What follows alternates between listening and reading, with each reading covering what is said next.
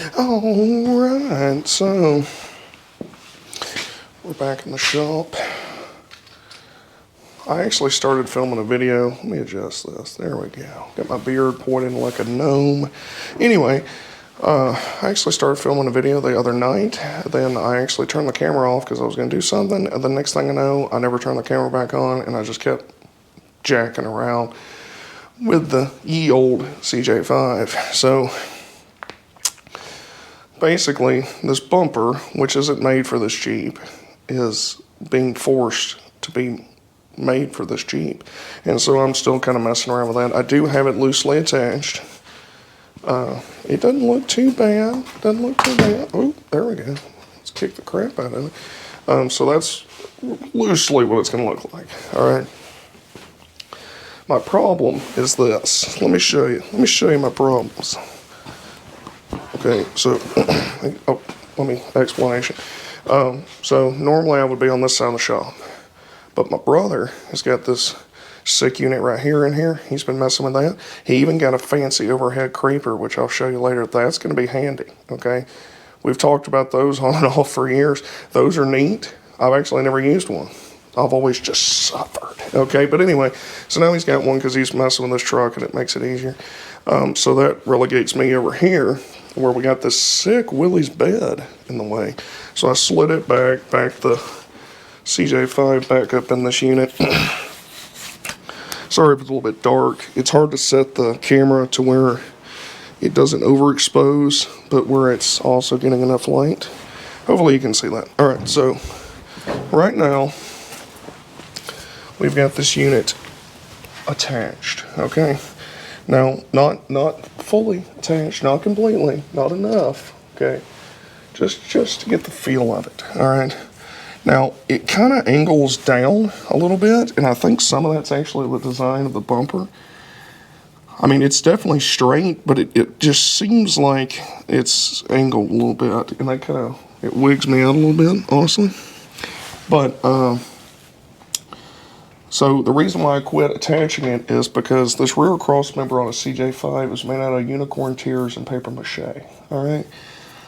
Mine's not actually rotted. It comes factory with like 3,700 holes drilled in it, so that's for strength and for aerodynamics to whip, you know, under the Jeep and through the rear cross member. So it's not exactly a whole lot you're working with to start with, all right? I don't know if you can see this, but that's the, hang on, let's see. Look right in this quadrant. Let me lower it down. And just steady, good camera work. All right, watch this quadrant over here. Shirley, see that? See that movement? Okay. This is with it hard bolted to the rear cross member with Quattro bolts. All right.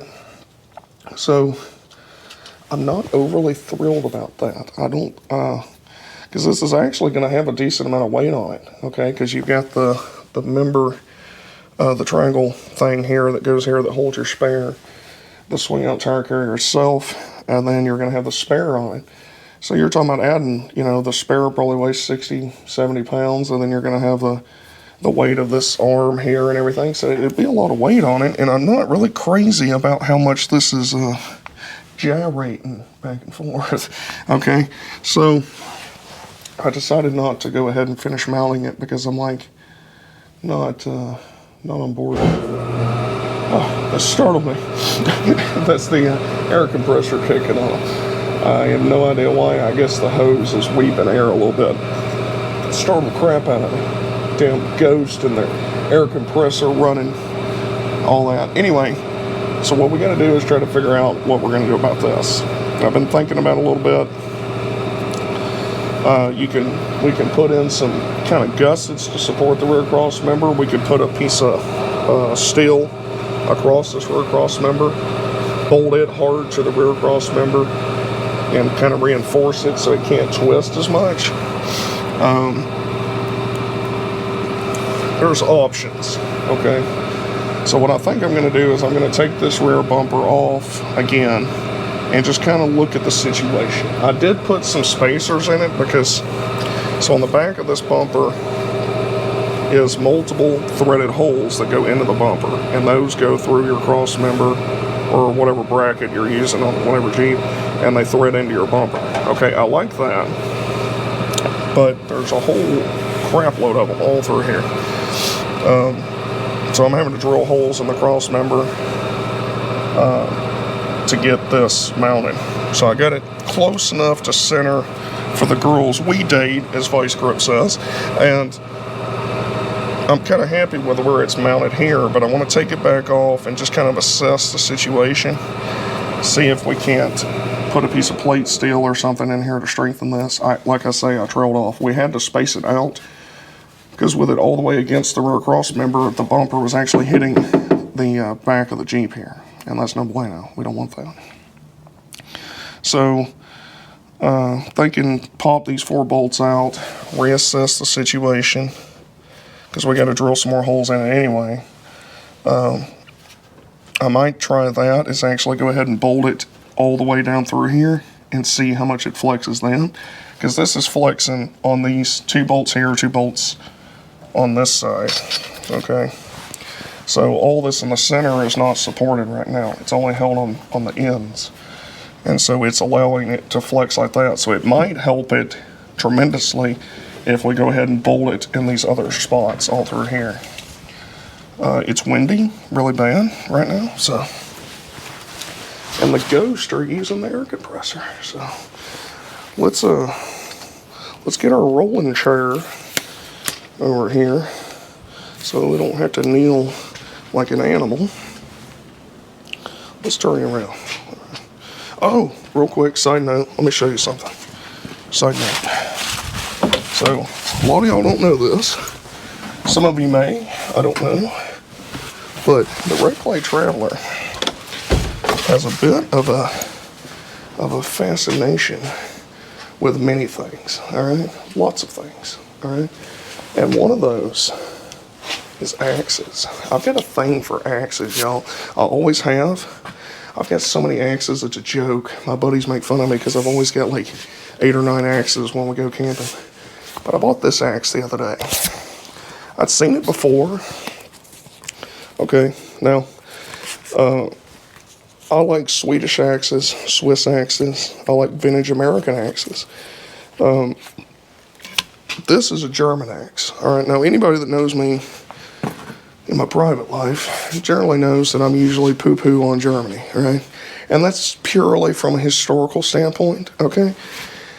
Germans have done a lot of cool stuff. They've done a lot of jacked up stuff, but so has every other country in the world. It's just that, you know, I've read too much about World War II, you know, to have too much of a soft spot for, let's say, classical Germany, all right? Anyway, this is pretty sick. Now, this is a German design, patented German design, and I'm actually kind of on board with it. Okay, now you always hear about famous German engineering, right? Well, that German engineering engineered them into 2 World War defeats, but that's not the point. That's not the point. Anyway, the point is that I'm on board with this, okay? So what you have is the head. With this is a striker protector, overstrike protector, and then you've got this back plate with 2 bolts running through the handle into the head. So what that means is changing a handle, if I was to break this, which is not going to be easy because it's a very hardy piece of hickory, you can change the handle in like 5 minutes, you know, so that's pretty sick. You can swap the heads, so they come with different designs, like split heads and stuff. You can swap the heads around, and all the handles are interchangeable. It's a very robust axe, okay, so I'm very pleased with it. It's got a curve in the handle. If y'all can see that, it's got a curve in it. Like more drastic than normal on a, say, American or Swedish style axe. But this company's been around since 1844. It's called, I'm probably butchering it, but Helco, or as the Germans would say, Helco Vuk, okay? Because W means V sounds, all right? Helco Vuk, and they've been around since 1844, apparently. I'm pretty pleased with it. I like axes. I like Jeeps. I like history. I like all that kind of stuff. Now, I do admire a lot of German firearms, Okay, Mausers are fantastic. Lugers are a bit overrated, but they're neat. The Volfa PPK, all right, all that. The P38. They had some really nifty guns, really neat designs. The MG42, Hitler's Buzzsaw, is a very impressive battlefield weapon. Nobody can deny that. Okay, the American SAW squad automatic weapon is more or less a Americanized version of an MG42. It's actually it's definitely heavily influenced by the MG42. So I'm not saying Germany can't design things. I never said that. Okay, all right, never said that. I'm just saying that, you know, I think sometimes it's blown out of proportion. Like, not everything made in America is made well. Okay. You know, I hear people like, this is made in America, so that means it's going to be good. No, I wish that was the case. There's plenty of things made in America that are trash.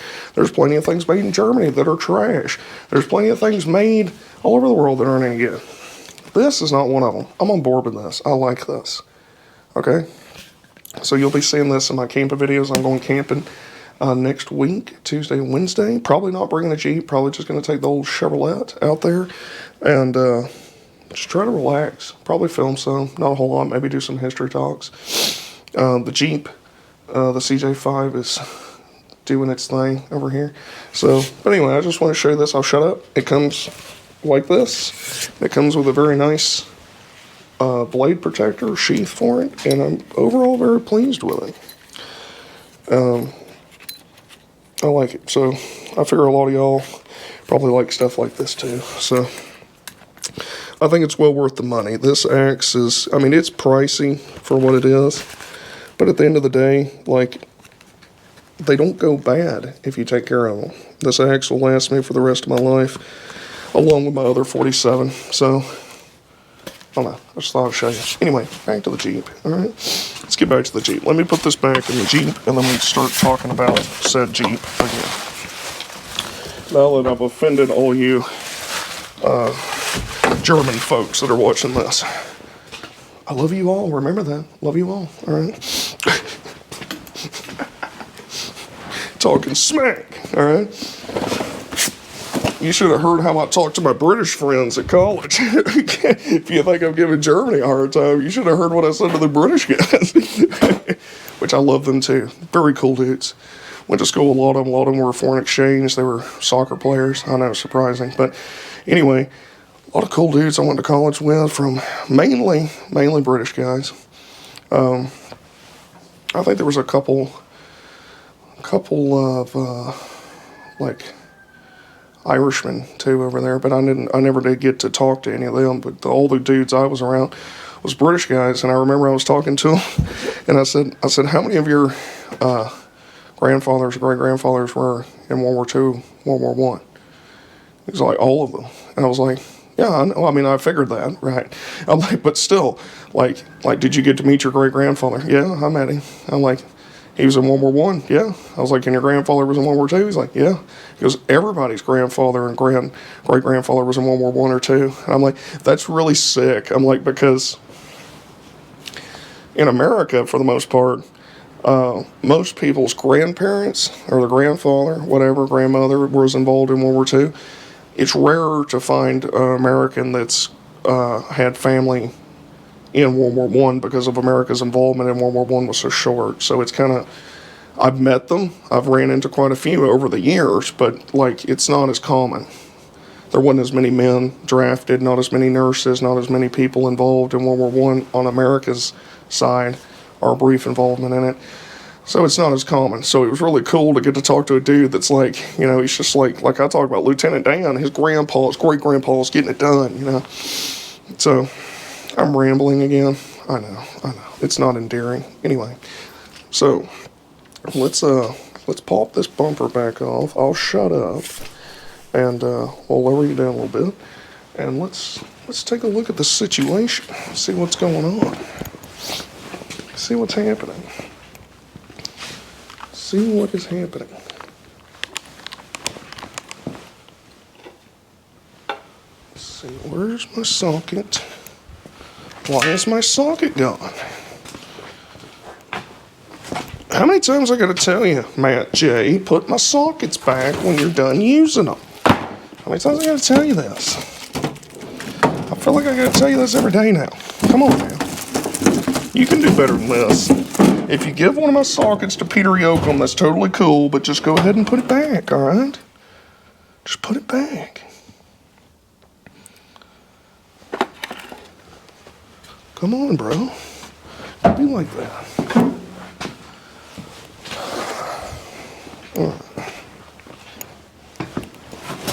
Ow. Alright, we're back. Got a socket. We'll see if it's the right one. It's probably not, but we can...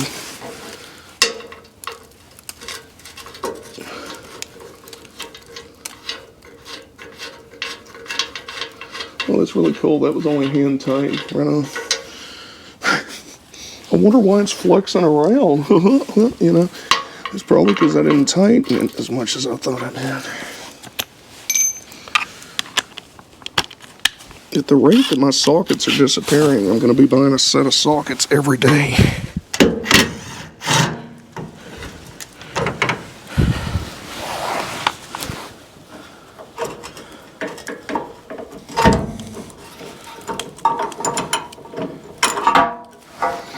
Alright, so this is the, don't snap off. This is the spacer I put in to space it out from the body.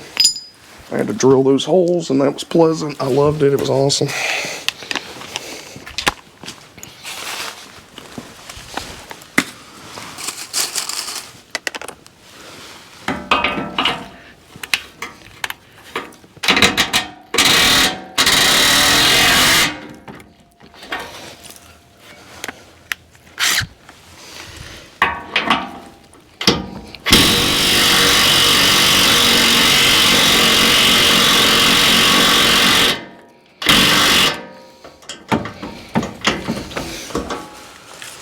Come on.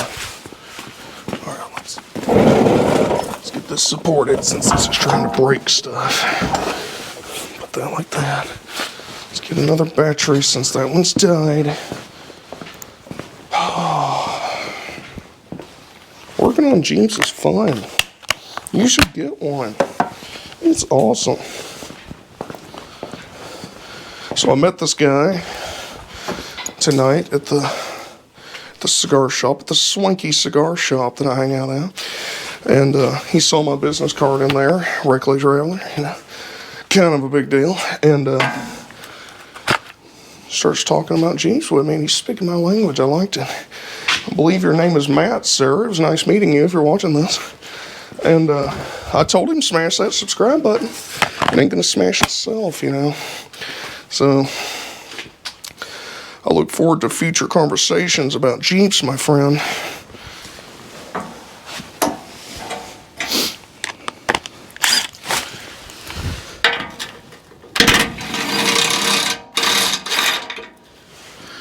Can't have too many Jeep friends.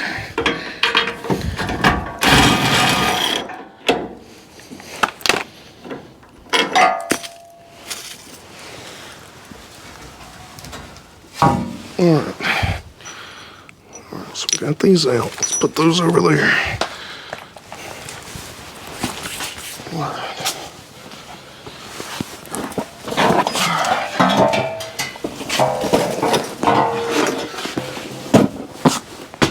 Oh, alright.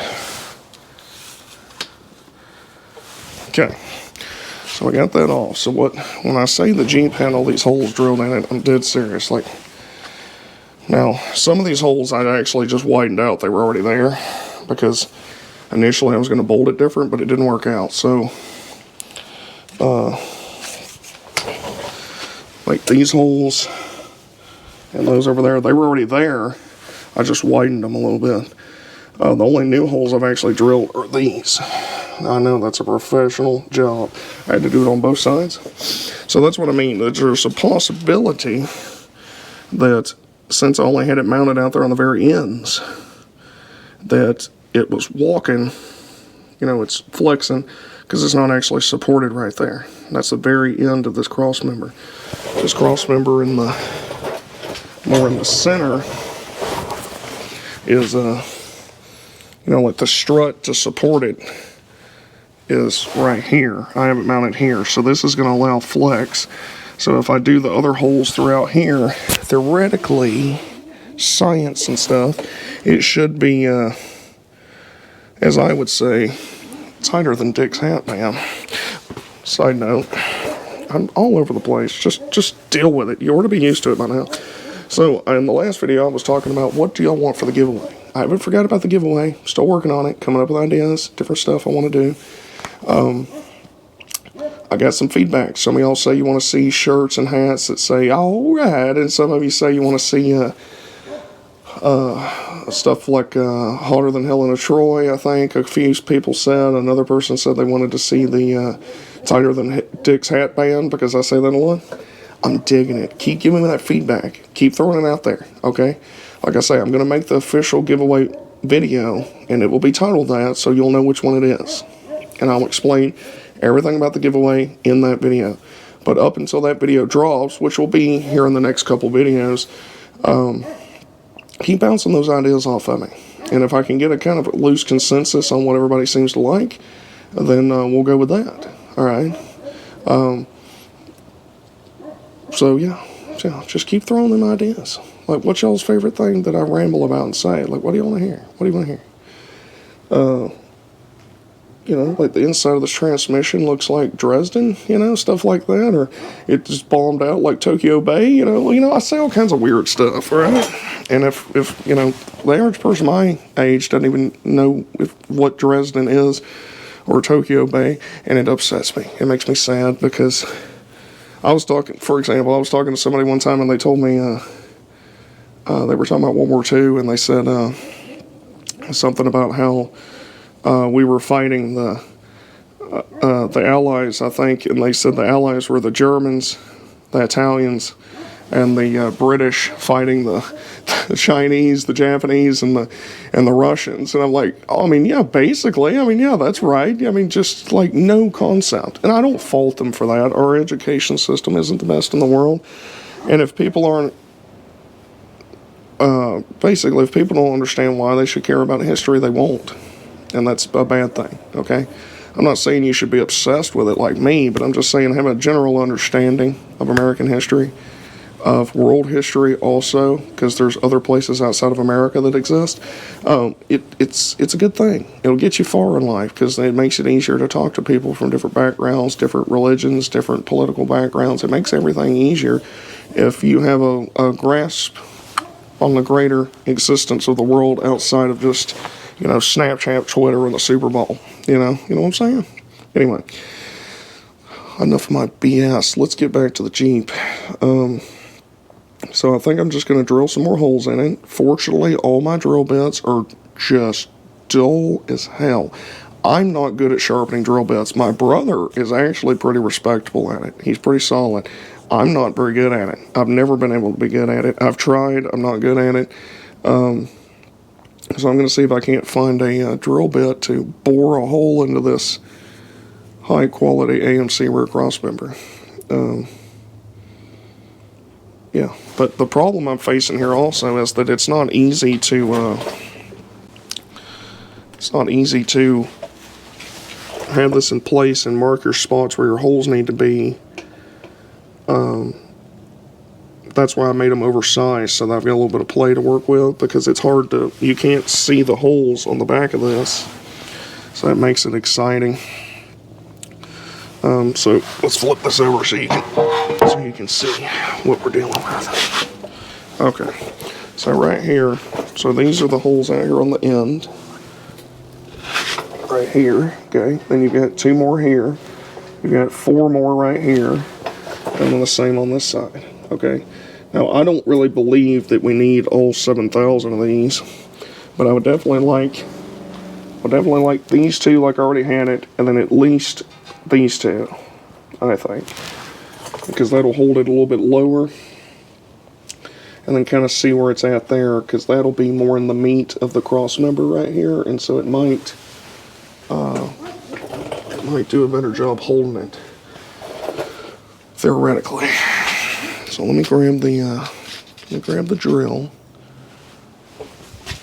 drag an extension cord over here, and see if we can't get this sucker loosely back into place. Oh, chest pain. Oh. All right, let's see.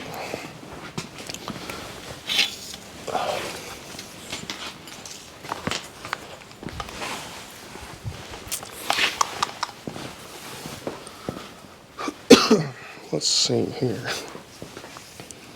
Of course, that's not going to reach. Why would it? Why would it reach?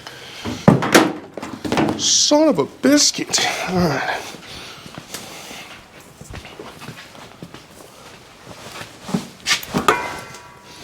And you parked on the extension cord. Why would you do that? My brother doesn't love me. He never has. I don't know why he does these things. Park on the extension cord like an animal. Let's see. Let's see. Well, he's got the jack. I would just jack it up a little bit, but he's got that. Surely there's another. I'm like Oliver Twist. I have nothing to work with. I swear. No extension cords, no rear bumpers on the CJ5. I've got nothing to work with, just like Oliver Twist, all right? That's basically what the story's about how he doesn't have a CJ5 with a rear bumper, and he's sad about it, okay? In case you never read it, that's what it's about.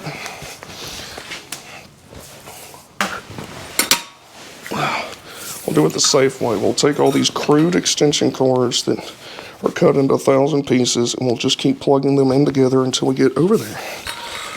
Because that'll work. Science. Come here. Thank you.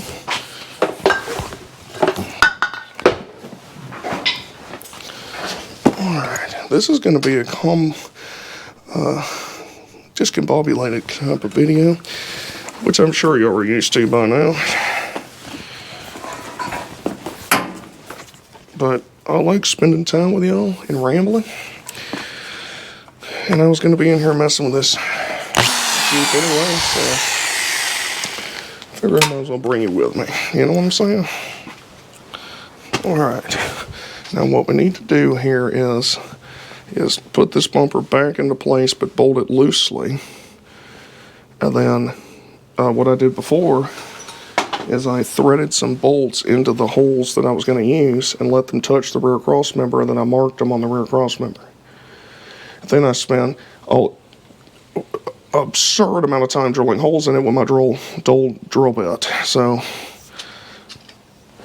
that seemed like that worked before, so let's do that again, shall we? All right.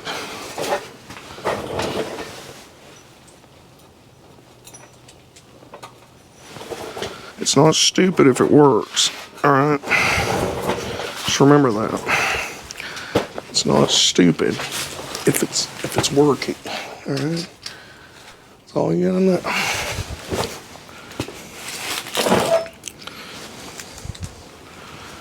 So like I say, you put this spacer in here for this application, and it brings the bumper out enough to where it's not a problem. Overall, for a bumper I ordered off of eBay, Fleabay, I'm pretty happy with it. It's not too bad.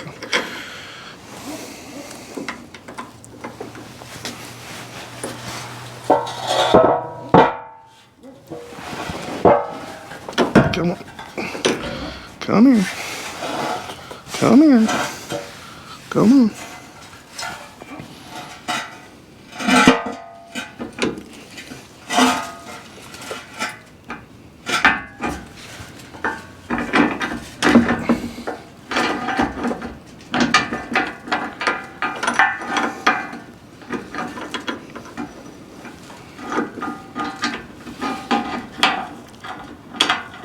Come on, just go to your home.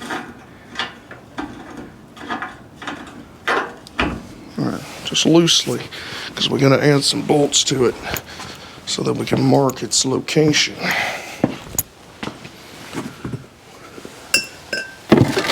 This bumper kit came with a decent bolt kit. I don't know what the quality of these bolts are, but they appear all right. I mean, come on, we're not pulling a D8 with this thing, so I think it'll be all right.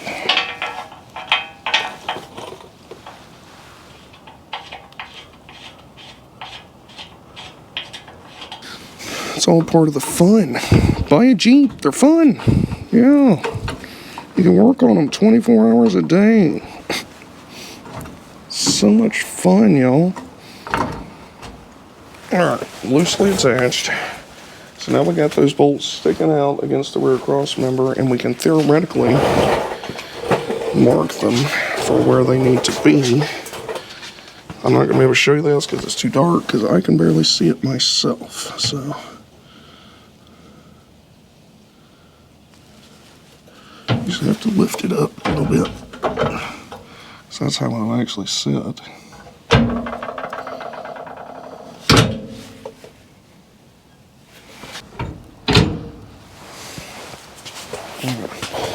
Good news is I have nothing to mark this with. So that's, I don't have a chalk pencil, I don't have a regular pencil, I don't have a Sharpie. I don't have nothing. Oliver Twist, alright? So we're going to just take a screwdriver or something, and we're going to scratch the back of this cross member so we roughly know where to drill the hole. Because that's scientific, that's how they do it at NASA. Don't measure it, scratch it with a screwdriver, drill the hole. Alright, that's all you're going to do.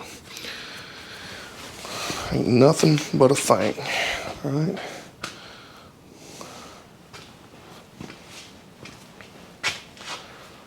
Why is my flashlight gone? Bueno. I do have to make some more spacers though, which is very exciting. Those holes don't matter, they're just literally there to, let's go ahead and drill those actually while I'm thinking about it, because we got to do that anyway. And that's lots of fun, so let's go do that real quick. The dog's barking again. Say hello. Say hello to the hell beast barking in the background. Alright. Let's get you up here. I didn't have any cutting oil the other night when I was doing this. So I turn around and there's a bottle of canola oil in here for some reason, so I just use that to lubricate the threads. Or the drill bit. It smelled like I was cooking a turkey in here while I was drilling these holes. These are what we're using for spacers, just nondescript pieces of metal. And we're not really being that precise with the drilling the holes. They just kind of need to be there. They're so oversized that they don't really have to be precise.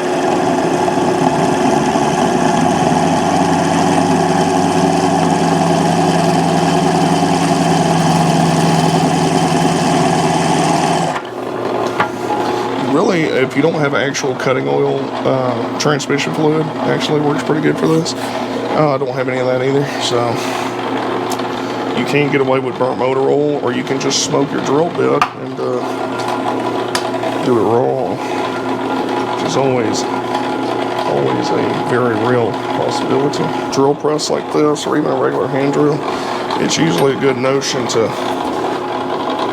not put as much pressure as it's about to break through, because that's the most dangerous point, honestly, is when it's going to grab and it's going to throw this through your liver, okay? And you don't want that. You like your liver.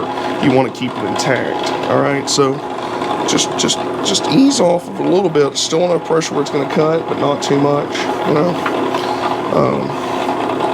Sometimes it'll hang regardless, and that's when it gets sporty, you know what I'm saying? well, I can't finish the last 2 holes because all my drill bits are smoked. Yes, that's awesome. It's very cool. I'm very happy about it. You never can just finish the task at hand, you know. Alright, so we're back. We got the bumper back on. All that was for nothing. Still couldn't get it bolted the way I wanted, but it is more secure than it was. So it is a lot more. It's still flexing just a touch, but it's a whole lot better than it was. Basically, I just, you know, it's just, like I say, it's not made for this Jeep, so we're trying to force it, and it's not, and I could just make a bracket, basically, and, you know, that lines up perfectly with the holes on the back of the bumper, and then have it mount to the rear cross member to its holes and mount it like that, but then that'll move it out from the body a whole bunch, and I really don't like it moved out from the body a whole bunch. Let me throw the swing arm on it so y'all can see that. It leans out from the Jeep a lot, and I don't really like that, but it allows it to clear the hard top. I'm kind of worried about it bouncing and flexing and hitting the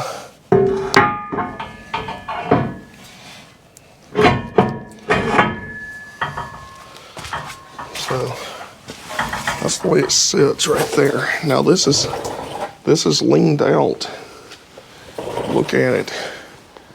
It's kind of leaned out from the Jeep a little bit, which I'm not crazy about, but if you push it real good, if you push it up, you know, I'm worried about this sitting here doing this shit, and I don't want it doing that.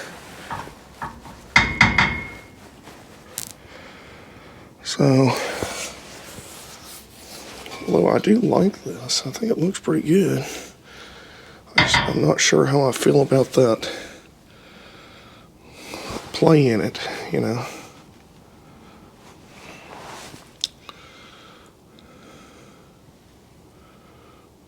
I don't know.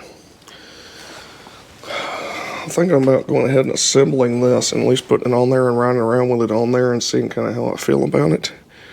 I don't have to put a spare on it. Also, good news is my other axle seal is puking. So, if I remember right, I could be wrong, but I remember me and my brother fixed one of those, and I want to say the Jeep was pulled in the shop like this, and I was working on that side of it on the rear, so that means it would have been the passenger side tire. That axle seal is the one that I fixed already. So now the driver's side is puking aggressively. So that's another $150, $200 worth of pleasantry. Not to mention, since this is that BS AMC 20, you've got the worst, arguably one of the worst designs in human history on how to change a bearing and axle seal and all that. Requires just, you know, dismantling the entire thing. It's horrible. It's a nightmare. I think I already have a video on that, but I guess we'll do another one on it now. I knew that this would probably happen, but I wanted to believe in my heart that it wouldn't. But, you know, the last time I believed in something that my heart told me it was a lie too, so I don't know why this would be any different. But, let's see if, I have no idea how to assemble this. I don't know nothing about birthing no baby. Alright, so let's see how this goes.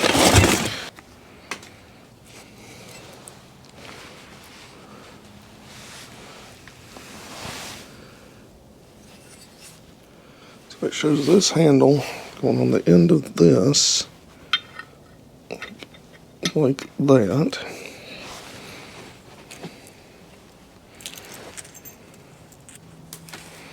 Let's just throw some stuff in the floor real quick.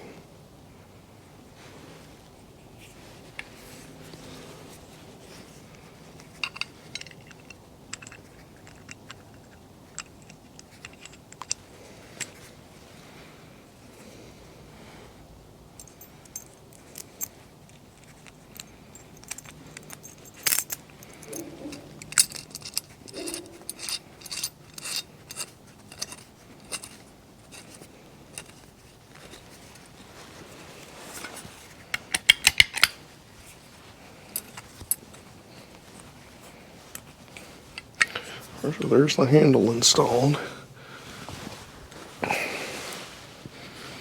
And it shows, just slid on the floor. Then it shows this spring going on here. And that going through this opening. Imagine that. This isn't fitting in the channel here. Why would it? Why the hell would it? Where's my speed wrench? Speed wrench.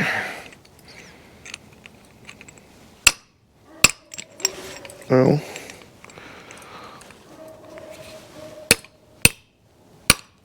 All you need is a... We got this, Paw Paw. Come on.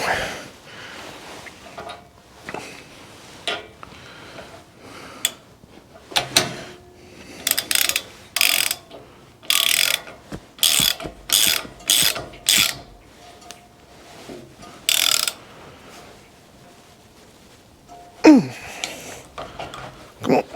Okay, all right. Let's see what happens with this trash.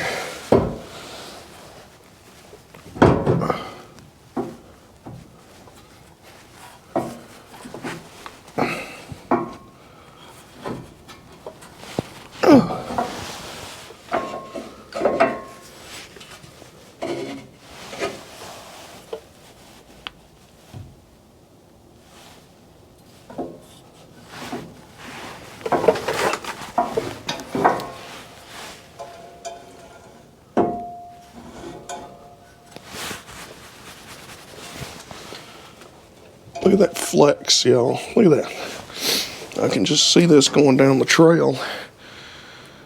And this is just beating the hell out of the back. Look at that. Look at that flex right there. Look at that. That's pretty intense, y'all. It's pretty intense.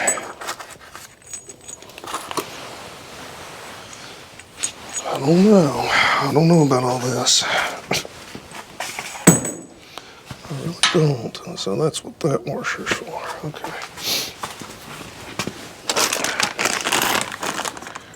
That goes in there. One of these.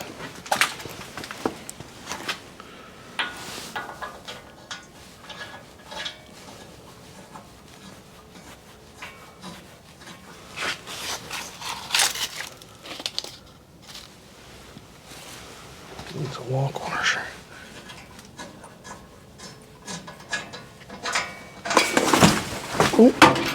Oh, there you go. Alright, all I'm going to do is put this in there. I've had enough fun for tonight. I've got to edit this way down. The camera's dying. Expect a video about the giveaway coming up soon. Next few videos. I'll keep you all informed. I love you all. We've kind of got the bumper on. Kind of, not really, not what I want. Good enough for right now. I'll see you all later. Hit that subscribe button. Maybe buy a better rear bumper for your CJ5. Get it. Jeep for life. Willys for life. Yeah, buddy.